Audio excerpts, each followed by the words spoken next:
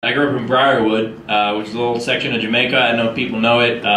It's kind of a. It actually used to be United Nations housing, like for United Nations families, and then they were just like, okay, we'll just turn it all into low-income housing. And then my parents were like, perfect, we can afford that. So, so we moved there. It was a very different. I wasn't the only white kid in the neighborhood though, because I have a brother and and a sister. I actually have two sisters. One of them's adopted and black. That's how diverse the neighborhood was. Even my family was like, let's try to fit in. Well, let's get a black girl.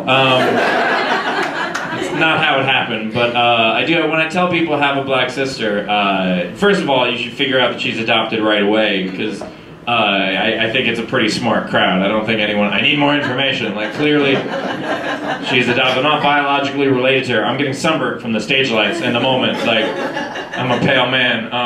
But people like didn't know how to handle. People don't understand a mixed racial family when both parents are white. Like, they don't understand unless the parents are like Brad and Angelina. Like, I guess that's okay.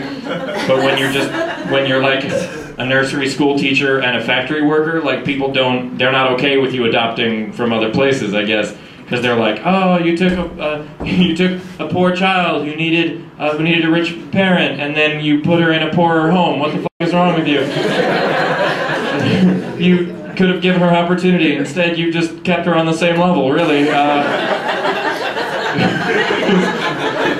basically what my family did. But they gave us a good education, which was good. They gave us a good education. People didn't understand, like, that my sister could be Jewish and black. Like, that was something very confusing to people.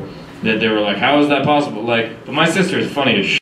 My sister's really funny. When they were asking, like, we went to this Jewish youth group, and one kid comes over and is like, are you really Jewish? And she just goes, no, I come for the food.